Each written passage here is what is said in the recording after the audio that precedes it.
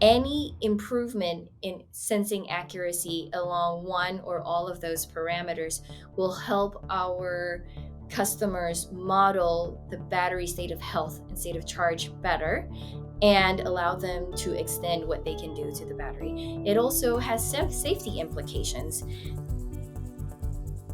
From EE Tech Media, this is Moore's Lobby, where engineers gather to talk all about circuits. I'm your host, Daniel Bogdanoff, and I'm joined today by Fern Yoon, the Director of Automotive Systems Engineering and Marketing at Texas Instruments.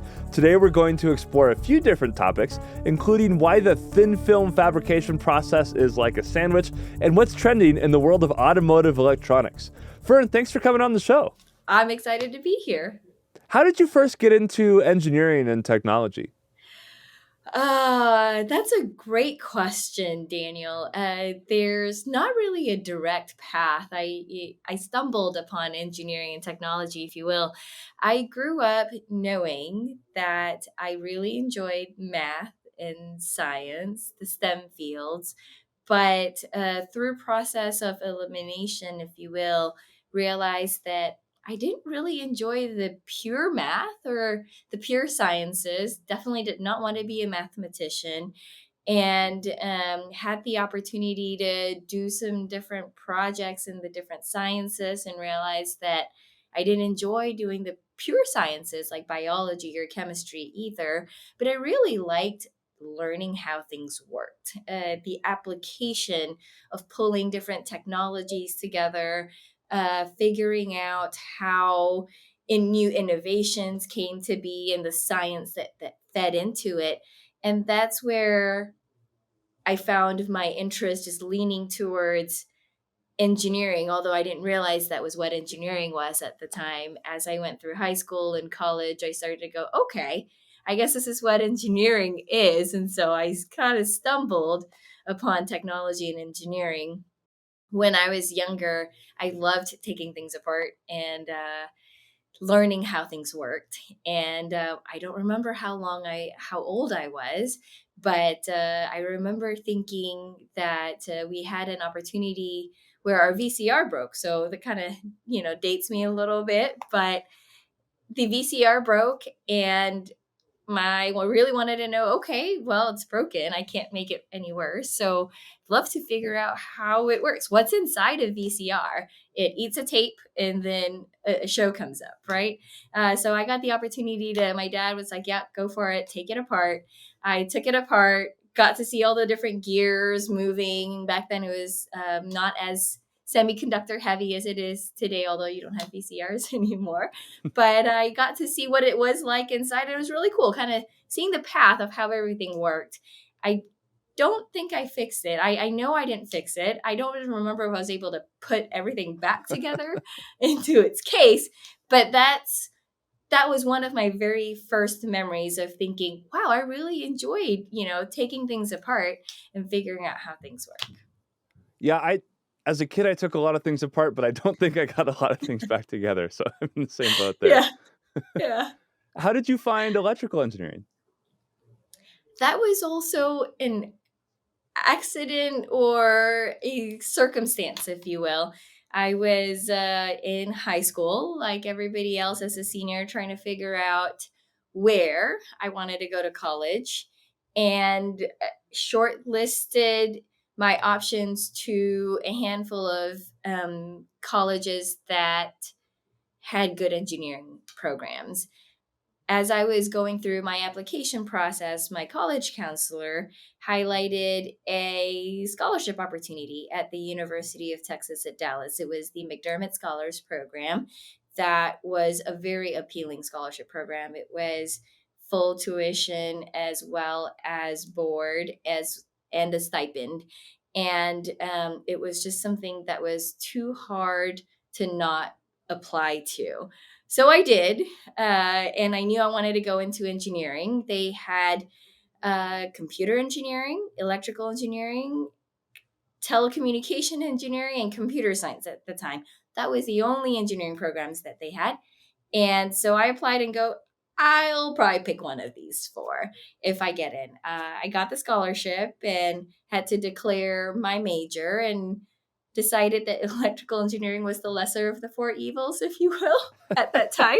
It kind of still is, let's And be honest. I would agree with you on there. I knew I didn't really enjoy coding. I got the opportunity to take apart a computer. And while that was really exciting, decided that computer engineering wasn't for me. And so electrical engineering and, semiconductors were cool. There were a lot of things that they were going into. And that's how I got into electrical engineering. That's wonderful. I love that story. And So I will say, throughout my years in college, I explored, do I want to stay in electrical engineering? Do I not? And so I had opportunities to do different summer programs, projects. I explored neuroscience. I explored coding a little bit more, and ultimately came back to, no, electrical engineering is still where I enjoy it the most. you decided that enough that you went back for a master's. Can you tell me about that decision process and how your master's program went? Yeah. So my master's program, I had the opportunity to extend my education at the University of Texas at Dallas. I had worked with a professor when I was in undergrad. I'm trying to think, junior or senior year of college. There was an opportunity. It was a program. It's called the Green Scholars Program that allowed students from UTD to collaborate with researchers at UT Southwestern. UT Southwestern is a medical school and also a hospital in Dallas. I had a big interest in the medical sciences back then. I still do, but really along the angle of engineering in medicine. And so my project as part of the Green Scholars program was to find a way to deliver targeted cancer drugs using semiconductors. The idea there is if you can find just the bad cancerous cells that you want the drug to attack, then you are minimizing the burden and the taxation of the patient's body. Because right now, if you can imagine chemotherapy, it's all or nothing, and it's a big burden. And so the idea there was, can you deliver targeted drugs to certain cells to make it more effective? And that was really interesting to me. And the professors that I worked with offered me an opportunity to continue working in their labs outside of the Green Scholars program. But instead of cancer drug delivery, it was the idea of cancer detection, early detection of cancer through, for example, your saliva. If you were able to collect a bodily sample, whether it's your saliva, blood, or something, and put it through a semiconductor device like a field effect transistor, a FET, could the FET properties change enough to where you could detect if there was something there or not? And so the idea that my research, my master's thesis, was around silicon nanowire FETs. So they're really, really tiny. We would coat them with a certain chemical that would allow certain cancer cells to attach to it. And the idea there is, if the resistance or the transconductance of the FET changes, you could detect and say that you've got some, of the cancerous cells adhering to it or not. So that was a really cool idea that was less invasive, a lot quicker, potentially really cheap. And so that's kind of what drew me into continuing on with my master's. Fascinating. To what extent does that work? If you ever want to read 200 pages of a master's thesis, there's a lot of details in there, but I was able to show that it worked. The challenge there was repeatability, consistency, and scalability, right? And how much I didn't get through how much of a fluid would you need to. All of this and research was done in a clean room environment, and so can you scale this outside to mass production? And so that's kind of where we ended. But I did see a change in the silicon nanowire transconductance enough to be able to detect different concentrations. And it sounds like that experience set you up for Texas Instruments, which does a ton of semiconductor It did. processes and work. It did. How did that transition look from academia to the world of corporate engineering? I think the closest what helped with the transition was the fact that I was in a clean room at UT Dallas manufacturing these FETs. And so I got very familiar with the lithography process, etching process, thin film deposition process. And I went to a Society of Women Engineers conference as we're all looking for jobs. Went to the job fair and got talking with someone who worked in what we call the manufacturing group at TI. They work in our manufacturing facilities, whether it is within the wafer fab or our assembly test sites. And I got talking to someone who was a process engineer at one of our fabs here in Dallas. And it was a good transition of my experience.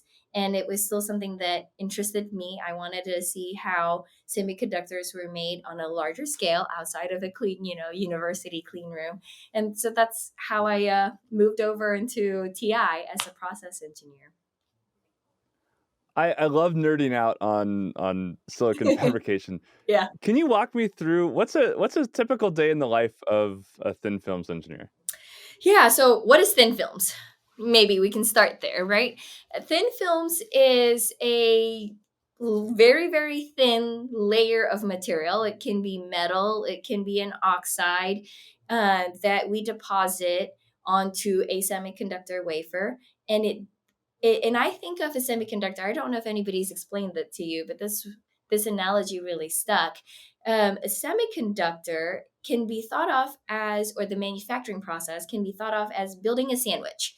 So think of your bread as your base silicon wafer, and you add layers, whether it's mayo or mustard or some other spread that you may like, and then you layer on your veggies and your meat, and it's different layers. And that's kind of how we build semiconductors. You've got the different implant, deposition, etching, process. And so thin films is one of that. So it was really fun to see the different layers that we would build. You may sometimes see the same wafer come through multiple times, getting different metal thickness being deposited onto it as it goes through the different process. And so, my day as a process engineer really varied from day to day.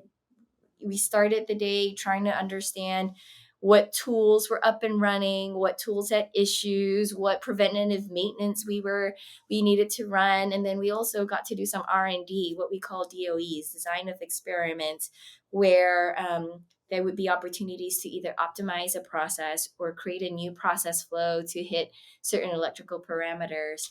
And so I got to mix that alongside maintaining healthy production line. What did you take away from working on the manufacturing line Mhm. into future roles? What did I take away? There were a lot that I took away. I fundamentally understanding the challenges that went into building a wafer, a semiconductor device, the different layers that goes into it, how that translated into how you would design a chip and integrated circuit, and then expanding that to when I ran a business at TI, understanding when we had manufacturing challenges, production stops, capacity, supply challenges, why would certain things take 6 weeks, 8 weeks, 12 weeks to run? And what are some of the challenges we would run into? And are there ways that we can incorporate into how we design our parts or manage our supply chain? How can we optimize that? Because I understand how the manufacturing flow worked, or being able to mitigate risks and and help things run smoother. And then you transitioned out of the fab into an applications engineering role. Why make that change? I actually I was looking for that shift. So, again, going back to my background, I really wanted to understand how things worked and what they were used for. And in the manufacturing environment, we did a lot of process controls and optimizations, and I wanted to get an understanding of how did this translate as a benefit to the businesses that we were supporting or our customers that we were supporting. And I couldn't quite get a good picture of that being in the manufacturing organization. So I got the opportunity to transition to an applications engineering role. We have development programs at TI, and the applications engineering is role is one of those that we have a development program on. So I got to do different rotations, 3 rotations in all, supporting analog signal chain devices, data converters. I got an opportunity to support a power portfolio. Back then, it was around battery power solutions. And then I got an opportunity to also support our customers as a what we call field applications engineers, working alongside with our customers, helping them decipher and use TI's portfolio. That's so why the rotation program was a great experience, because it allowed me to see what did I really enjoy more. And ultimately, I landed with working with our customers as a field apps engineer. One of the things I feel like engineering school didn't teach me was how to start working with customers. So how is that experience, and what are some learnings that you can share with folks who think that might be a future career path for them? Yeah, what I would say is that I honestly didn't even know those roles existed, to be honest. Going through engineering school, I had a very narrow understanding of what engineers did. Now, after joining I realized that there's just so many more opportunities and roles, whether you like engaging with people or if you prefer to be coding or debugging in the lab. There's a lot of different roles that exist that I honestly didn't realize. I loved working with customers because I am more extroverted in that sense, if you will, and I love the big picture. Again, I come back to this big picture concept, and I really wanted to understand what our customers were trying to build and how can we help them? How do we help them solve their problems better, faster, more efficiently, cheaper with new technology? And so that customer facing role was fantastic. For people in college who's considering this, I would say, get the take the opportunity to join clubs, organizations that allows you to explain what is it that you do or what is it that you enjoy doing to others. That's a really good practice for, engaging with customers. And then listening skills, being able to listen to what exactly that your customers actually need versus what you're trying to tell them. They have to really, be on the same page for it to be a successful partnership. Are there any interesting projects that you worked on in that role that stand out to you? Interesting projects. There were a lot of projects that we work on. TI has semiconductor content that goes into really anything that needs power, whether it's battery powered or the wall. The one project that really sticks out to me, though, was in my role as an applications engineer. I got the opportunity to partner with a customer who was designing a ruggedized laptop at the time. She was new to it, and I got the opportunity to work really closely with her in defining what that architecture looked like, understanding what performance metrics she was trying to hit, and then looking internally into our portfolio to determine which parts best enabled her to hit her goals. And it was such a great working relationship, and it was really neat to understand what all goes into a laptop. At the surface level, you've got a screen, you've got some audio speakers, you've got a keyboard, and you know that there's a processor in there that ties it all together. But things like memory. How do you manage memory? Battery. How do you charge batteries efficiently? How do you use power efficiently? And how do you, make sure that the keystrokes that you hit or the mouse controls does what it is that you want it to do. And so it was really interesting to just get to that next layer. So that was a really fun one. And I had transitioned out of the role by the time it went to production. And she sent me an email saying, hey, these laptops that we worked on are now commercially available. And that was really cool because it was very tangible, a very tangible outcome that you could share and see something relatable.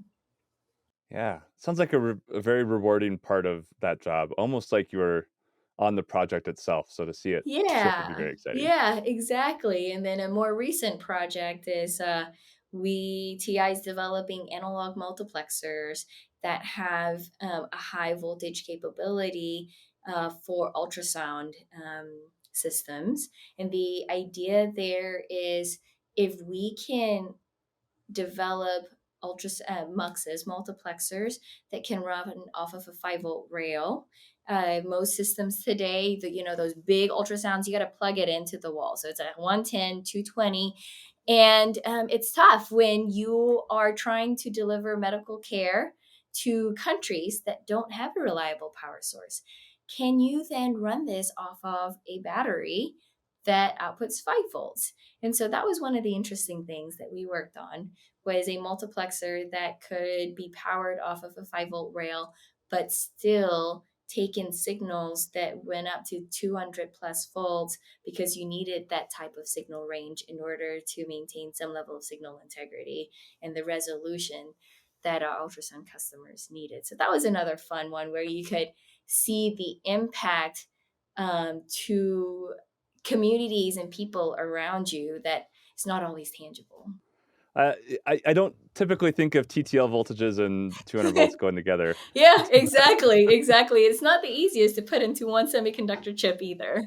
I can only imagine there must be some interesting geometries in there. It is time for a quick break, though. Normally, this is where a sponsorship would go, but we thought something else might be more fitting today.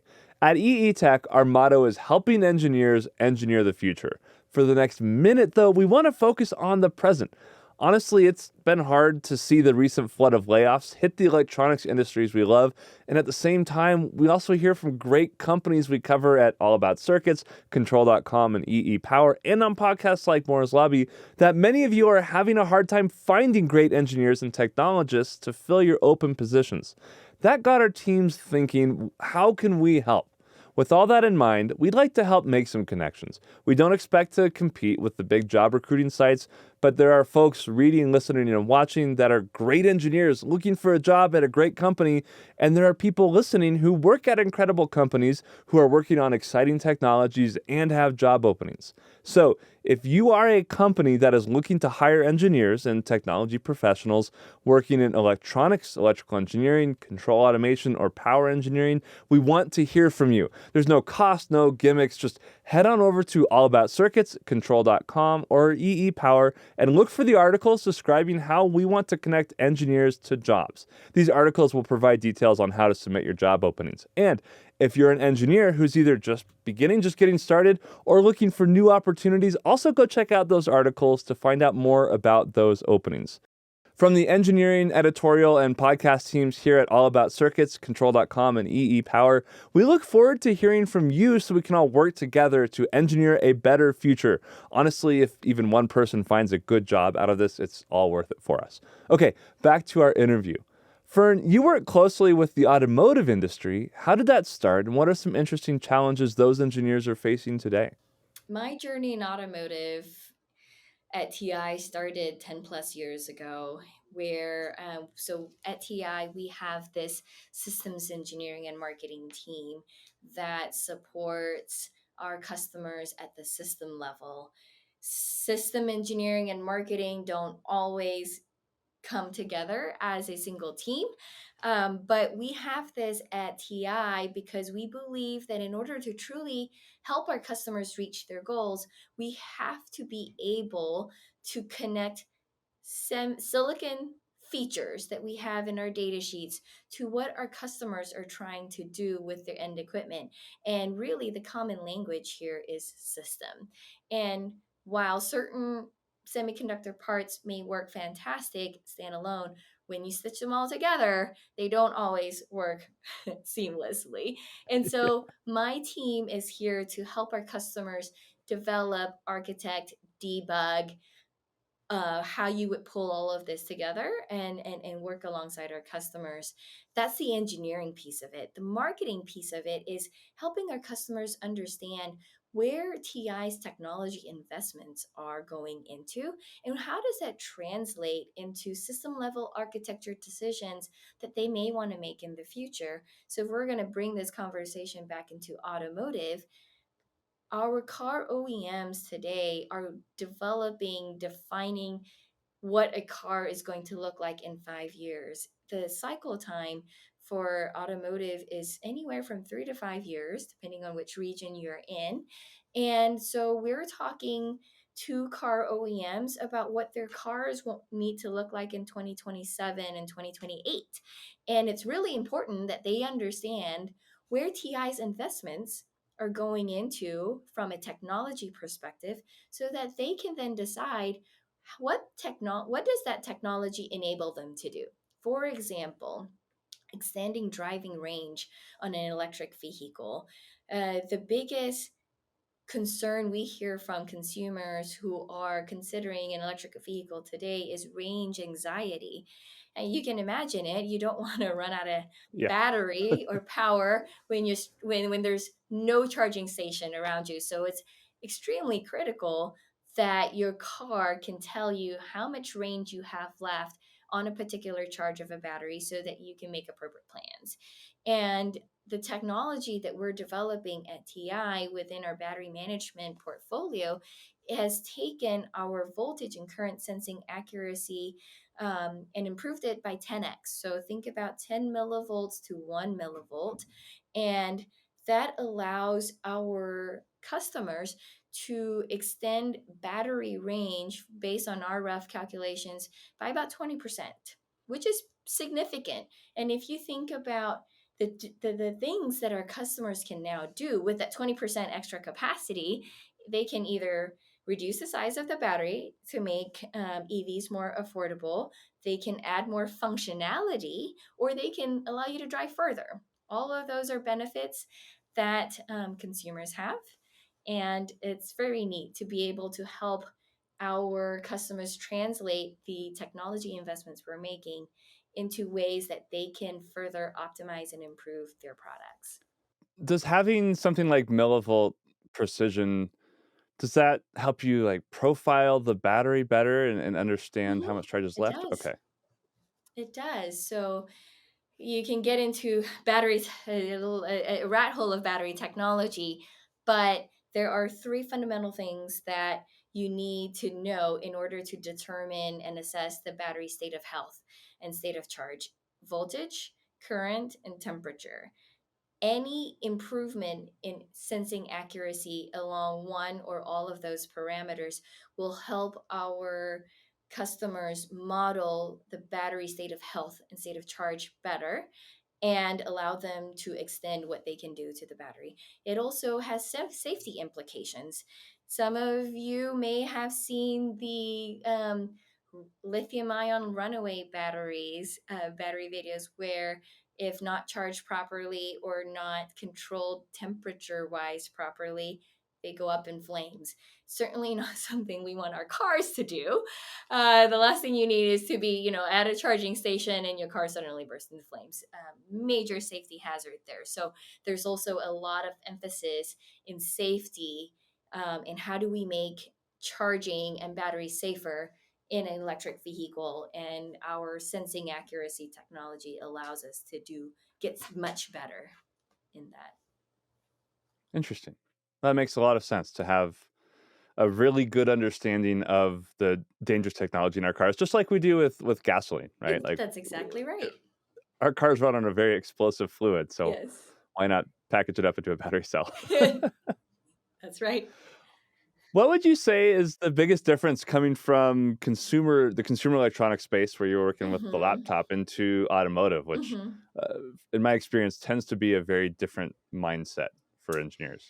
Yeah, it is a different mindset in that there is a lot more emphasis around safety, quality, and reliability. And those come in different shapes and forms or TI addresses it in multiple different ways. There's the reliability in terms of how reliable our semiconductor devices are over a wide temperature range or use cases, as well as over the lifetime of the product, which we have design controls in place, manufacturing controls in place. And then there's also the way we address it with regards to the functionality and the features that we have in our devices. You are constantly seeing innovation in how we can either increase accuracy, like we talked about, or even diagnostic features, integrating more and more what we call smarts into these devices that allow our customers to detect and understand what's going on better. More information typically lends to better decisions that we can make. And that is just so much more important than what we see in the consumer space, where, if your PC stops working tomorrow, yes, you'll get frustrated, but there's not necessary it may not necessarily lead to a loss of life.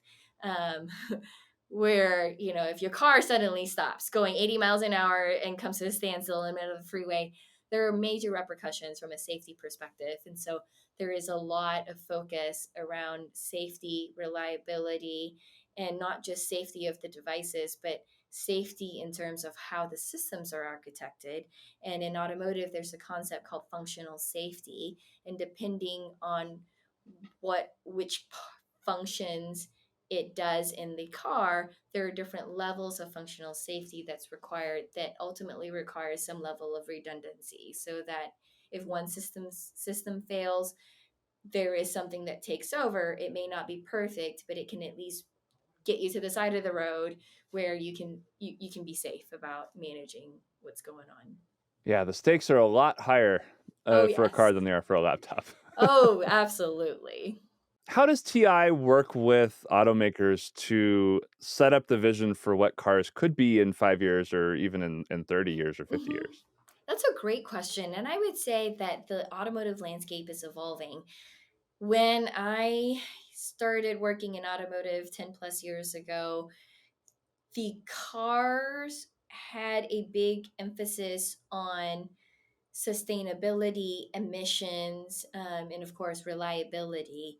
Now, you fast forward 10 years later, the cars are starting to look like a supercomputer on wheels. It's becoming smarter. It's definitely helping the emissions piece of it in terms of gasoline gas emissions, but it's also integrating more and more comfort and convenience features into the car. And so where TI can really help our customers is we have a history in what we call personal electronics. We have a history in servers, which is a massive computing machine that our cars are going into today. And so we understand system level challenges that a car maker may start to face as they transition from a mechanical combustion engine type of a vehicle to an electric vehicle. We call it vehicle electrification, where it's not just a drivetrain that is moving from a mechanical to electrical solution, but also with regards to things like your AC. If For those of you that may or may not know cars well, your AC and your heating is driven off the belt in your engine block. And when you no longer have that engine block, how are you going to get AC and heat into your car? And so there's new challenges that come in with the vehicle electrification that now requires us to that requires our car OEMs to have a compressor, an electric compressor in a car for your cooling needs. And that's where we use TI's motor control technology motor control portfolio that has been used in industrial applications that are now coming over into automotive as well. We have such a broad, diverse portfolio with so much history that we're now able to translate into automotive, and you layer on our experience in quality and reliability from being in this industry for so long. It allows us to really consult and guide our OEM customers to things that they need to consider as they make this transition, technologies that we have that can enable them to do that, and then be a partner in, okay, what are some things that you want to do that may be different from your competitors, and let's talk about how we can enable you to go do that with our development. Yeah, I'm excited to see where the technology goes in the coming decades. You mentioned like ACs being tied into a belt. It's someone realized, hey, there's a belt here, and we could drive an AC off of it, and the overhaul of automotive architecture opens up a lot of space for future innovations that we just haven't even thought of yet. That Yeah. makes me really excited. Yeah, and then you think about the extra safety features that we can now do with radar and cameras. The safer we are on the road, we're able to detect cars coming, cutting us off, or we're getting too close to somebody, or if you live in a city with scarce parking, those sensors to help you park is fantastic. So you can squeeze into those tight spots that you may not otherwise be comfortable doing, or you have your passenger go stand outside your car, kind of wave you, go, no, you gotta stop, or you're gonna hit somebody. Yeah, I'd be okay if I never had to parallel park again. I'll be honest. What other technologies are you exploring and excited about? There are other technologies that we're investing in that are also new, driven by automotive requirements, such as an active EMI filter. It is a EMI is a huge, huge problem and concern in a car. You certainly cannot afford, there's the inconvenience piece of you're playing music or you have your navigation screen up and you have some interference, EMI interference, that scrambles your audio or your video, and it's an inconvenience, but not life threatening. But you may also have an instance where you're backing up and all of a sudden your camera feed gets scrambled and you accidentally hit somebody. Now that has much significant implications, and so we spend a lot of time trying to solve and improve EMI, whether it's filtering or reducing. And TI has come out with some new technology that I think we're going to announce in a couple weeks here, that allows our customers to solve some of these EMI challenges in a much smaller solution, more cost effective, and achieve some of the performance levels that they've never been able to before. Is that something that is its own chip or filter that goes like in hardware into the systems, Yep. or is that a advancement in chip technology itself? So we have a new product coming out that does this. So it's an integrated chip that does active EMI filtering that essentially integrates a lot of the passives that you would need to create an EMI filter, inductors and capacitors, into one. So that's how we would reduce cost as well as shrink the solution size to make it more effective for our customers. And then there are also solutions across our other portfolios that we incorporate design IP that allows us to reduce the overall EMI emissions off the device. So, what is your current role today, and what does your day to day look like? So I'm currently the director for our automotive systems engineering and marketing team at TI, and I have a worldwide team that supports four major sectors in automotive at TI. And my team is comprised of system engineers, highly technical engineers who can dig down into how an IC works, as well as translate that into the system level that our customers talk about to help solve system level problems, talk about noise and signal integrity, maybe even power efficiency, or different ways we can do current sensing or biasing gate drivers that are used to drive FETs in a particular system. I also have people who have some software background that allows us to add some layer of software maturity to our system level solution so that our reference designs or reference platforms enable our customers to hit the ground running with prototyping or exercising the different features that they may or may not want to incorporate into their system. Well, that sounds like a very cross functional team. Do you have any advice for folks who are in similar situations? Yeah, what I will say is listening skills are really important and just being able to keep an open mind towards learning.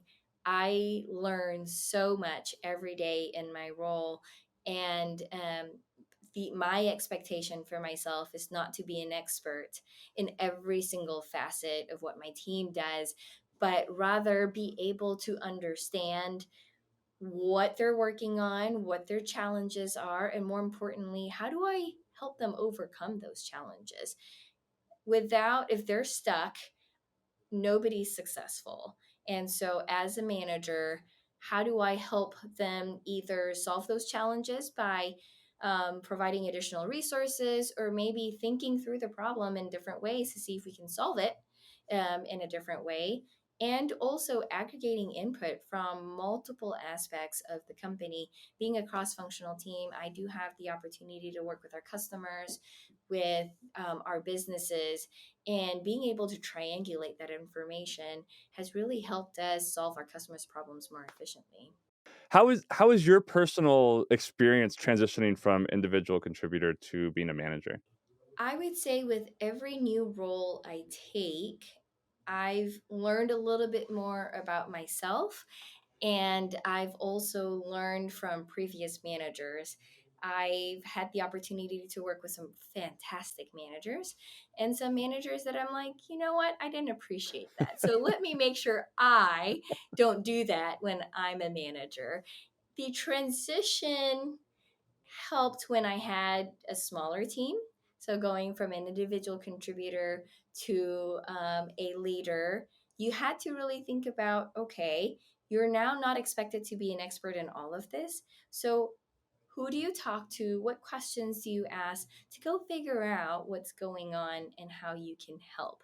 I think the biggest thing that I took away is my role as a manager is to help. It's to help remove barriers. And so I need to understand enough to go figure out what's needed to go remove those barriers, but I don't necessarily need to be an expert. And, as my responsibility grows, the breadth of subject matter expands.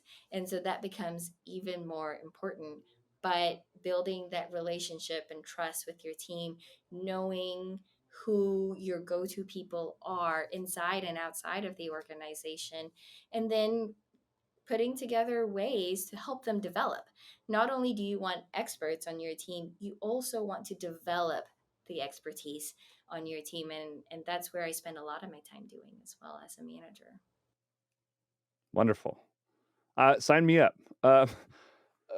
Who is your worst manager and name them? No, just kidding. We'll pivot. I went to the Texas Instruments booth at CES, and there were some You interesting did. things happening. I did. Yeah. Can Okay. you tell me a little bit about what you announced and what was going on there? Yeah, so the one that I'm most excited about is our high voltage BMS reference platform. I don't know if you remember the RC car that was in the corner of our booth. That was an exciting opportunity to demonstrate just the breadth of TI's portfolio and the depth of system level expertise that we have at our company. Alongside the breadth, so I don't know if you remember, but the reference platform came with a black suitcase that had 5 different PCBs all connected together.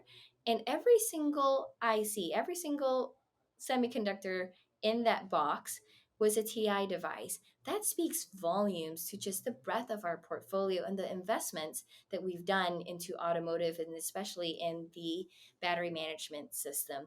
On top of that, we were also demonstrating the capability to do wired or wireless battery management systems, wireless being done with our connectivity solution that is new to the market, and then also highlighting the level of accuracy. I talked about the importance of voltage and current and temperature at sensing accuracy, and that was what we were demonstrating as well with the 1 millivolt accuracy. We are right now the best in the industry, and we demonstrated being able to track that real time with the GUI that we had on the screen based on what the RC car was doing. So it was a neat way to highlight the breadth of TI's portfolio, the technology innovation that we drive, as well as demonstrating the system level expertise by pulling all of this together to make vehicles, having more range, more affordable, as well as being more reliable. Are you going to have that demo at APEC or any of the other shows, We or are. what's coming up for TI? Yeah. So that demo is actually probably going to collect a lot more miles than I will this year, to be honest. It's currently planned for APEC in Orlando in a couple weeks, as well as PCIM in Nuremberg in Germany in May, as well as Japan is the last I saw, and several others in between. So this demo will be there to highlight TI's capability in this Awesome. space. So folks can look out for that if it comes towards their region. I'm curious That's how many absolutely listeners we have in Japan now. I'm sure we get some demographic data. Shout out to the Japanese listeners. Um, I would love to deep dive a little bit more into electric vehicles if you'll humor me. Um, you've mentioned battery management systems a couple times. Can you talk through kind of what's the complexity and what are the challenges behind a BMS and how is TI helping address those challenges? the battery management system is likely the most expensive piece of an electric vehicle today. It is also the heaviest, as well as one that likely poses the most safety and reliability concerns as it relates to electric vehicles today, that is different from a combustion engine vehicle.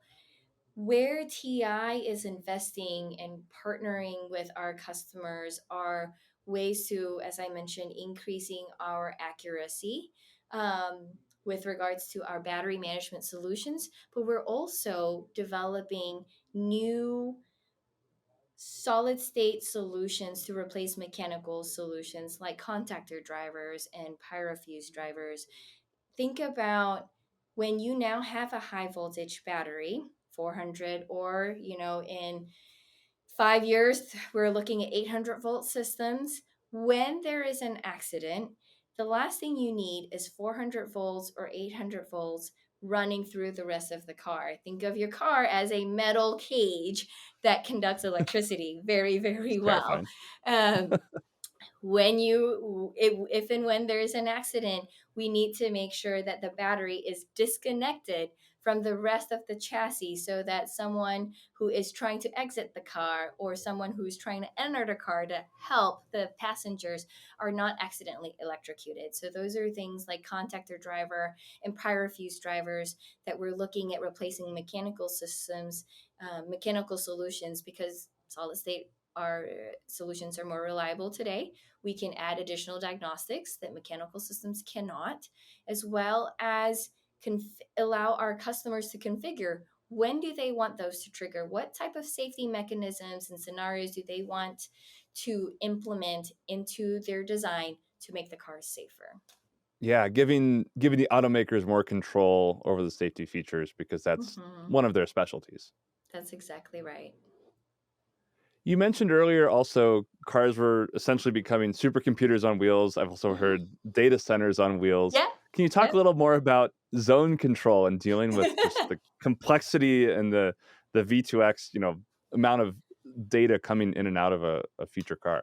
Yeah, so a couple trends that we see in automotive, in addition to vehicle electrification and safety, or driver safety, is also this concept of, as you mentioned, zone architecture. Zone architecture is something that our OEMs are wanting to go to because it offers them a couple different benefits. From our understanding, it reduces cabling in the car, which equates to cost as well as weight. And the lighter your car, the longer range you can get on a particular battery charge. It also allows our OEMs to do firmware or software over the air updates. So they are consistently able to increase the features that they add into a particular vehicle without you having to drive into a dealership. That's certainly an inconvenience that nobody wants. And so what that's now looking like is they are looking at consolidating or making these central ECUs, engine control units, smarter and and higher functionality. And with that means a larger processing power or more compute power. That's what we call it. And those systems are now turning into mini computers into a car. And zone architecture is looking at consolidating those mini computers even more into a larger computer. And that's how we get to the analogy of a supercomputer on wheels or a data center on wheels, because you're just driving so much compute horsepower into these engine control units. Are there any other safety considerations that might surprise folks? Yeah, I can add a little bit. There's another aspect to um, mechanical solutions. If you think about fuses, um, when one of your lights, one of the many lights in your car turns on, um, telling you you've got a problem, it's likely because of a blown fuse or a melted fuse. And it is just part and parcel of having a mechanical solution. And TI's investment in uh, power solutions includes replacing those mechanical fuses with a solid state solution, such as a smart switch. There are implications that we need to consider at the system level when replacing a mechanical solution like a fuse into a solid state solution, such as how do you trigger it, when do you trigger it, what's the response time. You can certainly imagine when a fuse melts, because it's a chemical reaction, it's pretty instantaneous. Can our solid state solutions react quickly or even faster?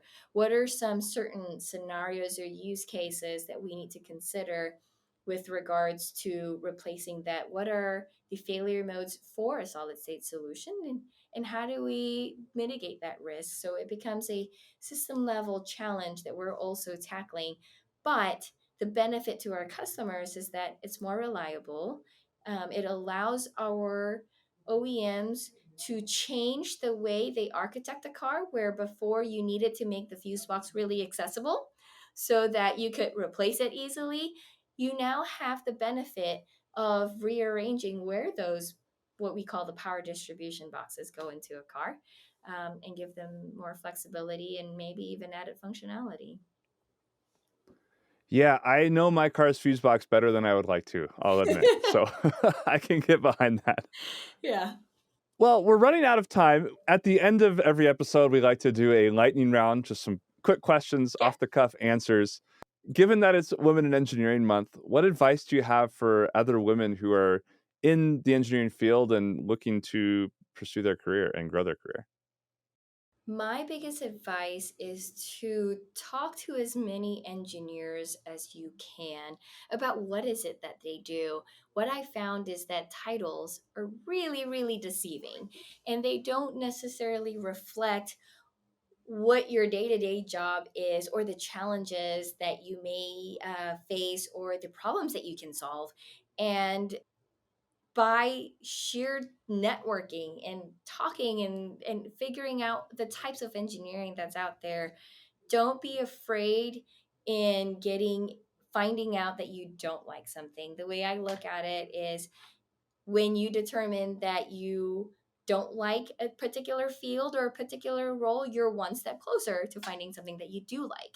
The last thing you want is to be stuck in a role that you do not enjoy and not having options to go explore something different. And, throughout my growth, whether it's in high school or in college, I found a lot of things I did not enjoy doing, and that's kind of how I got one step closer to knowing what I did enjoy doing. And it wasn't always a particular title, it was explaining to people the types of things that I liked to do, solving problems, seeing the big picture, interacting with people. And that allowed me to figure out what are the roles that are available out there that really fit my passion and my skill set. Yeah, I didn't realize coming out of school either how many different opportunities and different types of jobs there were. So that I resonate with that advice a lot personally. Next question. Are there any instances in pop culture or pop media that really get engineering right or really get engineering wrong? Oh gosh, that's a tough question. I would say, yeah. Again, dated, but Office Space has some really good analogies to some of the challenges that engineers face with regards to, you know, you want to solve problems, but there are just certain processes that frustrate the heck out of you. And that's always been funny. Sometimes we quote that and go, yes, I know you do not writing this report up, but you need to do that so that others can learn from what you found and what you figured out.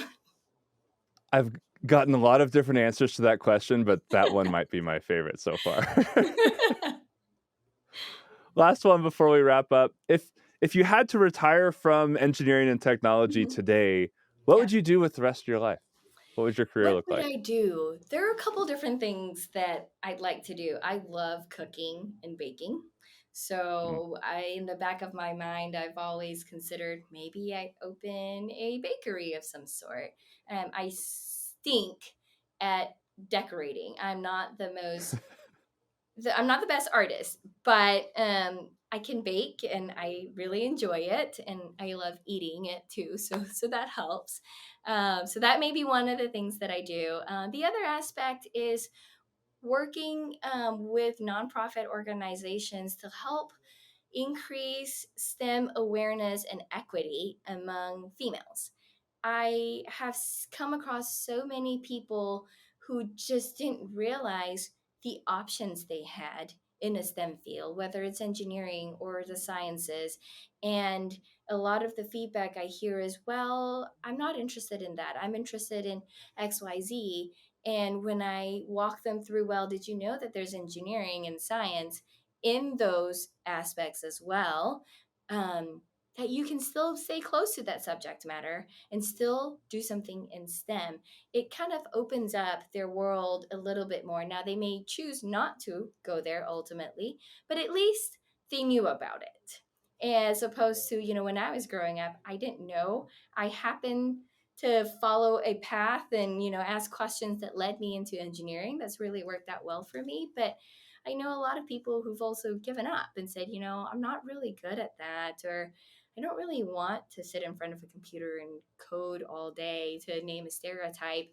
And so they choose something completely different where I think they could, in fact, have an impact on the world if they just explored it a little bit more or talked to someone who gave them a different perspective.